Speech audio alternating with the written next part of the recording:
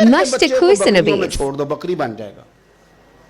शेर के बच्चे को बकरियों में छोड़ो, वो बकरी है, इसलिए कि शेरों की सोबत बंदे को शेर बनाती है। तो जब बैठना ही नहीं है, बातें ही सारा दिन ये वाली सुननी है, हर वक्त रहना ही इसी दास्तान में, फिर कमज़ोर बातें, फिर अपने माजी के दुख, फिर पता नहीं क्या। आपने नाराज़ नहीं होना, मैं बात जवानों की बातें सुन के मेरा दिल करता है कि इसे कहूँ, यार तू क्या बात कर रहा है, अपना कद देख, तो अपनी उम्र देख, रब ने तुझे मर्द बनाया है, तू कमाल आदमी है, तू खड़ा हो। अगर इस तरह उम्मत मुस्लिमा के नौजवान रहेंगे तो मैदानों में किसने निकलना? बात बात पे रो जाना, बात बात पे सहम जाना। हालात के सहमे हुए लोगों को बता दो, हालात बदल जाते हैं, एक जैसे नहीं रहते। आपकी तबीयत में दलेरी और वकार होना चाहिए। हजरत अस्मा बिनते अबी बकर सिद्दीक, हजरत सिद्दीक अकबर रदी अल्लाह ताला अन्हो की वो साहिबजादी हैं जो हजरत आयशा की बड़ी हमशीरा हैं। रात को गारे सौर में मर्द जाते डरते हैं, आज भी डरते हैं, और जनाब अस्मा नबी पाक की रोटी लेके जाया करती थी। फिर अल्लाह ने इनको बेटा दिया, हजरत अब्दुल्ला बिन जुबैर, ये हुजूर की फुफ्फी के नवासे हैं। हजरत जुबैर बिन अवाम अशरा मुबशरा से आबी हैं, उनके बेटे हैं। और ये वो खुशबख्त जवान है जिसको गुट्टी नबी पाक ने अपने लुआबे दहन से अता फरमाई।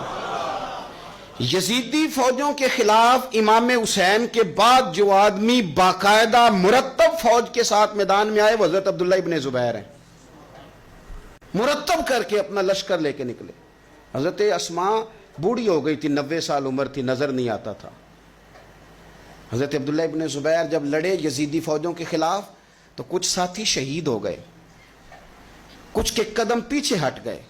हजरत अब्दुल्ला इब्ने जुबैर मां के पास आए और मां से आके कहते, अम्मा मेरे कुछ साथी कमजोर पड़ गए, कुछ शहीद हो गए, और ये बड़े सख्त लोगों की फौज से हमारा मुकाबला है, तू इस वक्त तेरे साथ कोई खिदमत गुजार नहीं, मैं तेरा अकेला सहारा हूं। मां तू बता मैं क्या करूं, आगे जाऊं कि वापस मुड़ूं? नाबीना है हजरत अस्मा, उम्र है 90 साल।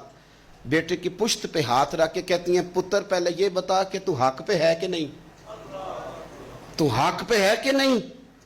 इन माओं की गोद में इस्लाम पला करता था, हक पे है कि नहीं? तो हजरत अब्दुल्ला इब्ने जुबैर कहने लगे, अम्मा मैं हक में हूं।